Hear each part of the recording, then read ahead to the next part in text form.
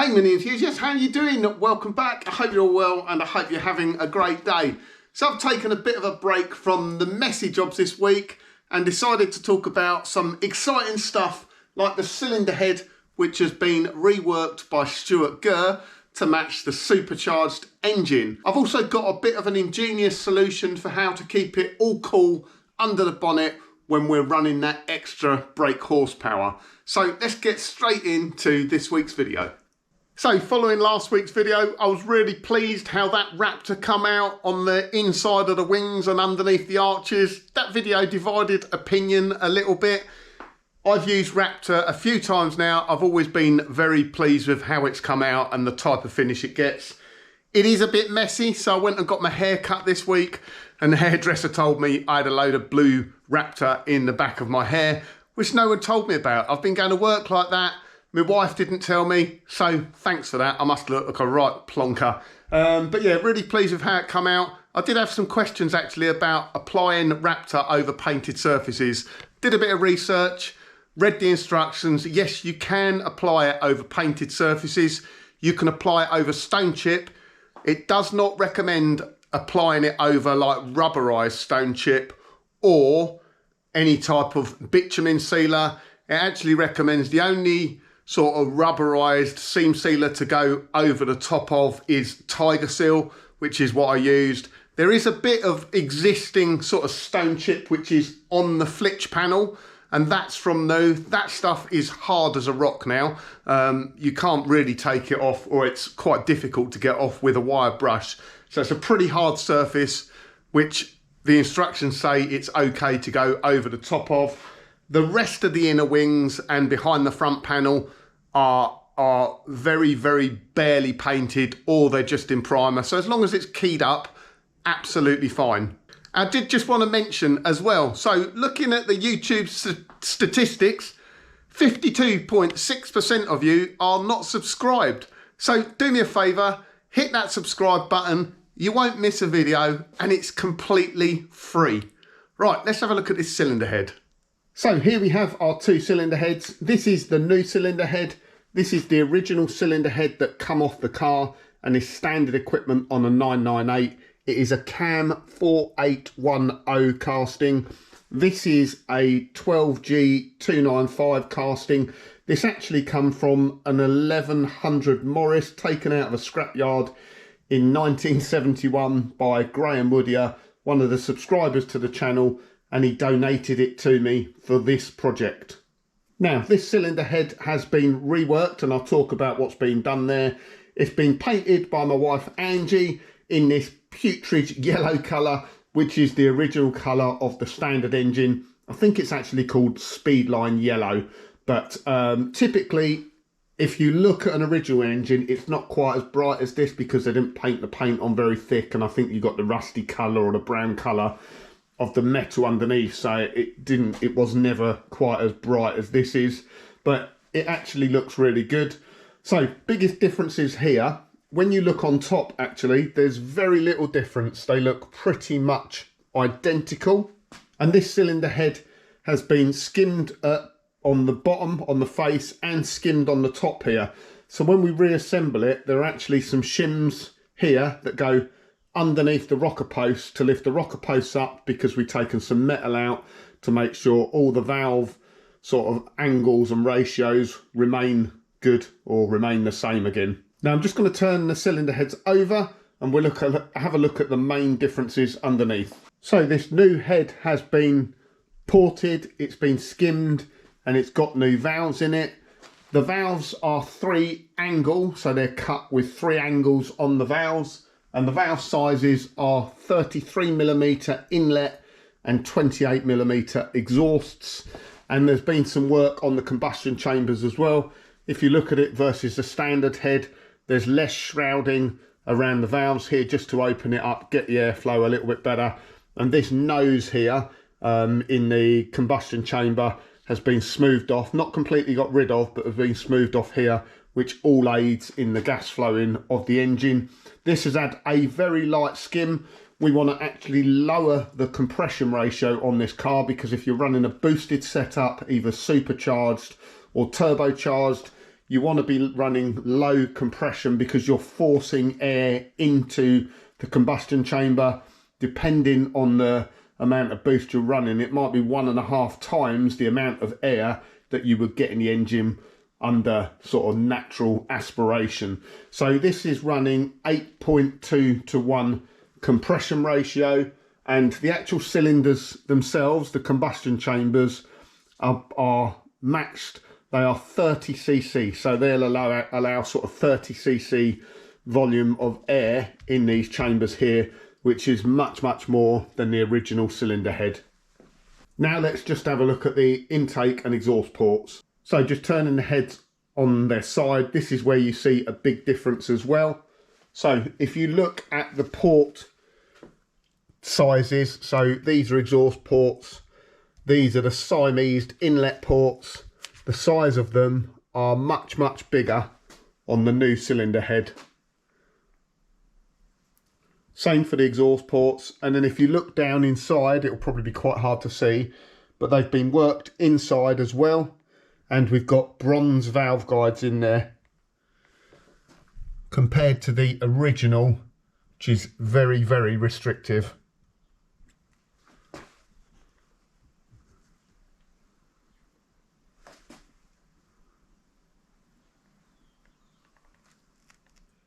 So that headwork results in a better flowing cylinder head, so you can get more air in and more air out quickly. And we've obviously got a reduced compression ratio to allow for the supercharged, the boosted air going into the engine. Now, the cylinder head was done by Stuart Gurr as part of the supercharger package. I will show you at some point the bottom end of the engine, which has been worked as well, and then we'll start to get this all bolted up together, but it should all come together very nicely. Now, interestingly, when Graham got this head, it come off a Morris 1100 in the scrapyard in 1971. That was kind of a mod back then, because I think this head was very similar to sort of the Cooper head back in the day. It was a cheap upgrade, but because of the lower compression ratios on this, it actually made his Mini run slower. I think he actually said he paid 10 bob for this head, so 10 quid, I assume. But nowadays, if you wanted to buy one of these heads worked like this, it's going to cost you, I don't know actually, when I started looking, probably upwards of £700-800, if not a little bit more. I mean, there is more stuff you can do to these heads, but for a supercharged setup, that should be just about right.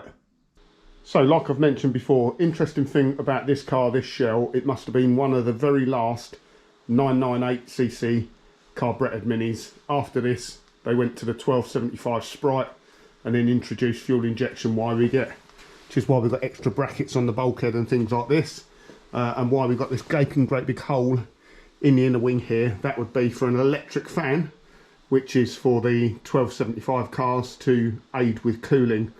On the 1 litre car, it literally just has, almost looks like a barbecue grill going over the top. No fan there because it doesn't need it. We're going to be running extra power, we're going to need extra cooling, so I thought what would be a great idea was just to get hold of an inner wing fan off a 1275 car, and we will fit it up in that inner wing of our later radiator with a temperature sensor in the bottom, and that will give us our original cooling and keep it a little bit cleaner. Now, this is a fan I bought off eBay. It's obviously second hand. Hopefully it works. It's a bit nasty and crusty under here, but first thing we need to do, get some power on these pins, see whether it spins up. It did say it was working. I think I paid about 40-45 quid with delivery. Right then, we've got our dangerous brine set up here. Positive and negative, I don't think it matters which way it goes round. It's a fan, it's a DC motor. It should go either way. Got a power source. We ain't got a switch, we just got a fuse which we're going to put in there. So here we go, wish me luck. Yes.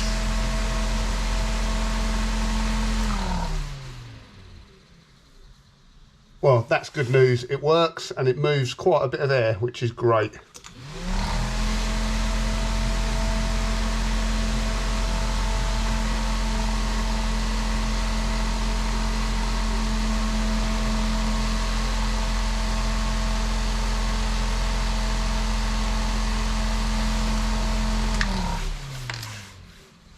that's great news because we're going to keep the original OEM look. It's an original fan, it's just for a 1275, not a 998, and that'll give us a little bit of extra cooling when it gets hot under the bonnet. Let's just give it a clean up now because, like I say, it is a bit crusty. Before I dunk it in a bucket of gunk, I'm just going to try and get off as much of this loose rust as possible. I'm not even going to attempt to take these screws out and take it apart because it's just really crusty. They're not going to come out without breaking, so it works. We shall just clean off the big scabby bits of rust, and then I'll put some rust treatment on here. Might even give it a bit of a paint up. It is just the outer casing of the motor that's scabby, but luckily it's got this rubber boot over the back which has protected the electrical connectors or the electronics inside. Yeah, like I say, not going to go mad. And then we'll put the rust treatment on there. The rust treatment I've got is Furtan. I was recommended this stuff, so it's been on long-term trial with me now. I bought it when I had the racing green. My long-term trial opinion of this stuff is it's crap. I do not like it. I much prefer Cure Rust. This is okay, it does the job, it neutralises the rust, but what I find is it neutralises the rust, then it flakes off like the coating, whereas I find with Cure Rust it leaves a coating on there which you can paint over the top of and it doesn't flake off. This stuff flakes off. I'm not keen on this stuff, but I might as well use up what I've got. But given a choice, I would use Hammerite Cure Rust. It's a much better product, in my opinion.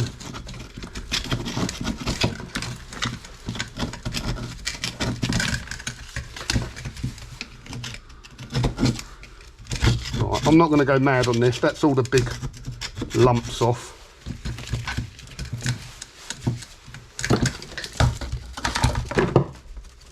And then all we are going to do, I'm going to put it in this bucket here, and I'm going to spray the fan with some gunk and leave it overnight.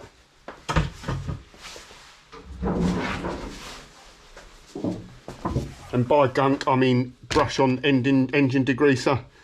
This stuff I find works pretty well. It's a good degreaser. Some of the stuff they do in the spray cans, not nearly as good. Just this is the cheapest way to get it.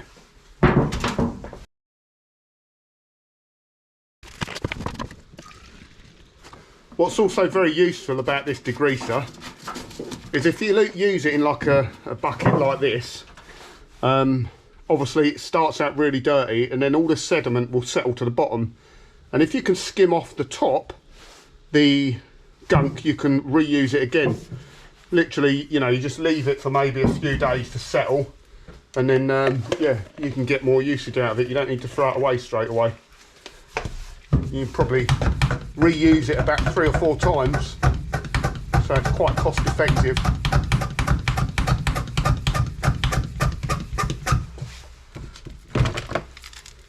So I think on this side, actually, that's probably spray paint where it's been sprayed up on the inside of the inner wing.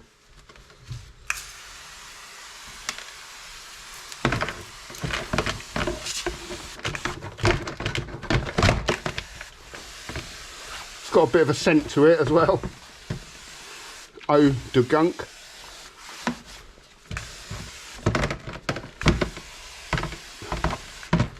Only word of warning with this, if you are using it like on an engine wiring loom or something like that, if you've got rubber seals on the connectors and plugs and things like that, it will swell up the rubber. Now you can still use it, it's not a problem, but just don't leave it on there for a long time. Make sure you put it on there, agitate it, and then take it off again. And I have had it before where it's swelled up the rubbers, so they're too big and the plug won't go back in. Literally, if that happens, just clean it off with brake cleaner and leave it for a few days and it will settle down again.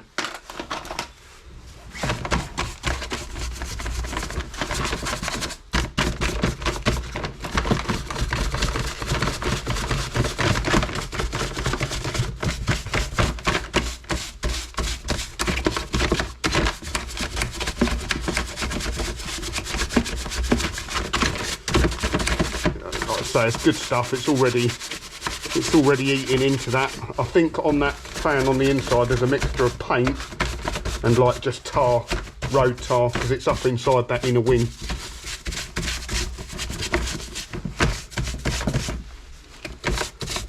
And then the most effective way of washing it off afterwards is to pressure wash it.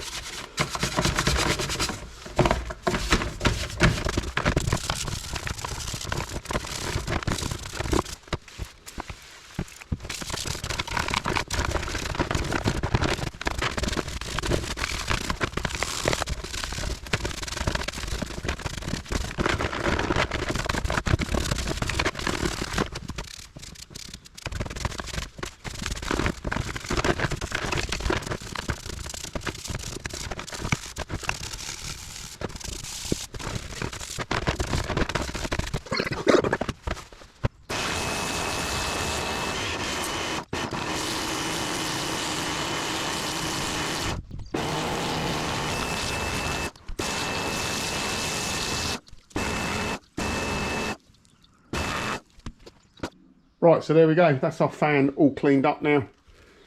Looking really good.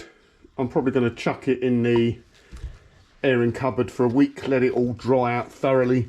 Like I mentioned about the gunk, it will swell up rubber. So at the moment, like this rubber seal on the back here, doesn't fit very well because it's swelled up. But by the time it all dries out, it will shrink back down again.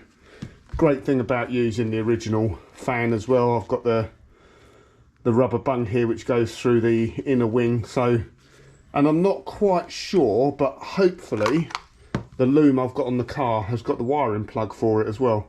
So a later loom would have, but I'm not sure about mine. It might just be the earlier 998 carburetor loom. But either way, I can wire up a fan. And as I mentioned, I'll probably use a later fuel injection radiator which will have a fan sender switch in the bottom of the radiator, which is there to switch this fan on and off.